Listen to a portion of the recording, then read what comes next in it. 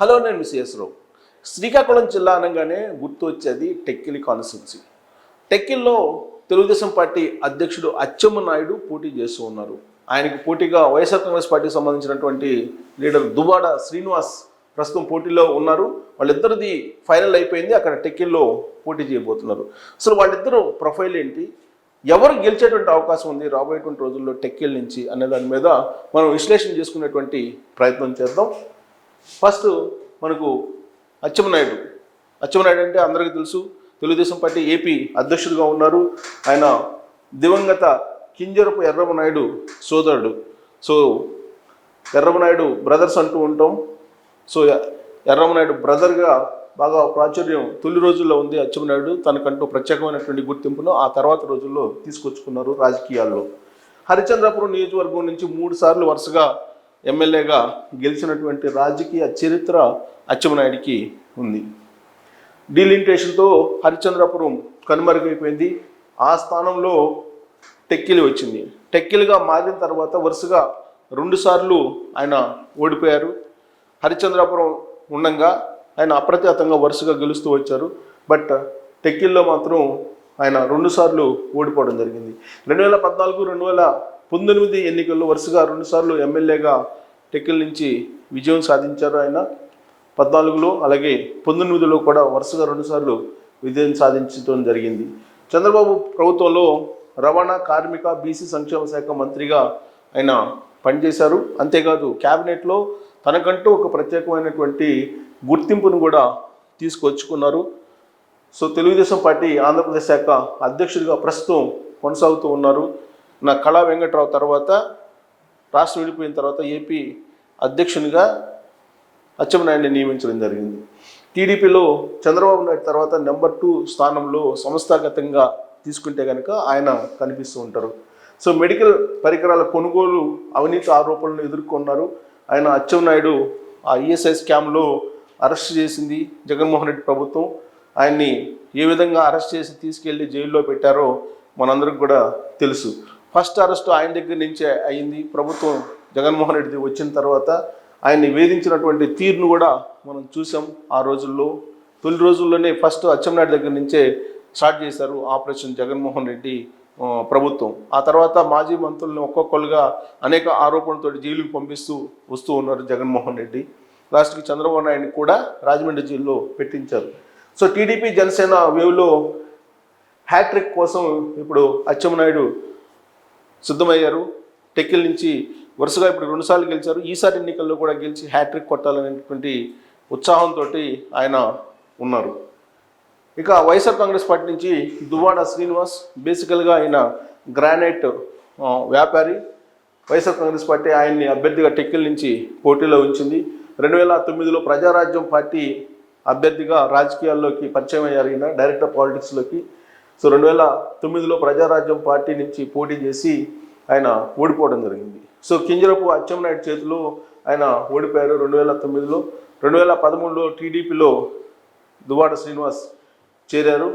చేరిన తర్వాత ఆయనకి మళ్ళీ కొన్ని నెలల్లోనే అవకాశం వచ్చింది వైసీపీలో. వెంటనే 2014 ఎలక్షన్ ముందు ఆయన జంప్ అయ్యారు వైఎస్ఆర్ కాంగ్రెస్ పార్టీకి. 2014 ఎన్నికల్లో వైఎస్ఆర్ కాంగ్రెస్ పార్టీ నుంచి ఆయన పోటీ చేసి టెక్కిల్లో పోటీ చేసి ఆయన ఓడిపోవడం జరిగింది. రెండోసారి అచ్చెన్నాయుడు చేతిలో ఆయన పరాచారం పాలయ్యారు. 2019లో శ్రీకాకుళం ఎంపీ సీటు ఆయనకి ఇవ్వడం జరిగింది. లాస్ట్ ఎన్నికల్లో శ్రీకాకుళం ఎంపీ సీటు ఇచ్చారు. రామ్మోహన్ నాయుడు చేతిలో ఆయన మళ్ళీ ఓటమి చెందాడు. ఒకవైపు అబ్బాయి బాబాయ్ వాళ్ళిద్దరి చేతుల్లో వరుసగా దువ్వాడ శ్రీనివాస్కి ఓటములే ఎదురవుతున్నాయి. ఇప్పటివరకు కూడా స్థానిక సంస్థల ఎన్నికల్లో అక్రమాలు, దౌర్జన్యాలు చేసి అక్కడ వైఎస్ఆర్ కాంగ్రెస్ పార్టీని గెలిపించడంలో మాత్రం దువ్వాడ శ్రీనివాస్ గుర్తింపు పొందారు. జగన్మోహన్ రెడ్డి ఆయన్ని మెచ్చుకున్నారు. అందుకే దువ్వాడ రౌడీజానికి బహుమతిగా ఎమ్మెల్యే సీట్ని ఈసారి టెక్కిల్ నుంచి ఆయనకి ఇవ్వడం జరిగింది మళ్ళీ. సో దువ్వాడ శ్రీనివాస్కు స్థానిక నాయకుల నుంచి వాస్తవంగా వ్యతిరేకత ఉంది అనేది తాజాగా వస్తున్నటువంటి అప్డేట్స్ కూడా. టెక్కిల్పై ఆశలు పెట్టుకున్న మాజీ కేంద్ర మంత్రి కిల్లి కృపారాణి, యాక్చువల్గా కిల్లి కృపారాణి వైఎస్ఆర్ కాంగ్రెస్ పార్టీ నుంచి పోటీ చేయాలని చెప్పి ఆమె అనుకున్నారు. కానీ దువ్వాడ శ్రీనివాస్ స్థానిక సంస్థల ఎన్నికల్లో చూపినటువంటి రౌడీజం కానీ లేదా జగన్మోహన్ రెడ్డికి కావాల్సినటువంటి రిజల్ట్ని తీసుకురావడంలో ప్రత్యేకమైనటువంటి మార్కులు సంపాదించారు శ్రీనివాస్. అందుకే ఆయనకి బహుమతిగా వరుసగా ఓడిపోయినప్పటికీ కూడా మళ్ళీ టెక్కిల్ నుంచి అవకాశం ఇవ్వడం జరిగింది. దాంతో కిల్లి కృపారానికి ఆశలు గల్లంత అయ్యాయి. సో ఇక్కడ టెక్కిల్లో ఎవరు గెలిచేటువంటి అవకాశం ఉంది రాబోయేటువంటి ఎన్నికల్లో అనే దాని మీద విశ్లేషణ చేసుకునేటువంటి ప్రయత్నం చేద్దాం. దానికంటే ముందు అసలు గత ఎన్నికల్లో అసలు ఏం జరిగింది టెక్కిలి నియోజకవర్గంలో అనేది మనం చూస్తే 2009 ఎన్నికల్లో ఆ రోజున ప్రజారాజ్యం పార్టీ తరఫు నుంచి దువ్వాడ శ్రీనివాస్ పోటీ చేశారు. 26% వచ్చింది, 26.8% ఓట్ బ్యాంక్ను సాధించగలిగారు దువ్వాడ శ్రీనివాస్. ఆ ఎన్నికల్లో డాక్టర్ రావతిపతి ఆమె కాంగ్రెస్ నుంచి పోటీ చేశారు. పోటీ చేసి ఆమె విజయం సాధించారు. అక్కడ రావతిపతి విజయం సాధించడం జరిగింది. సో టీడీపీ నుంచి అచ్చెన్నాయుడికి ఆ ఎన్నికల్లో 33.4% మాత్రమే ఓట్ బ్యాంకు రావడం జరిగింది.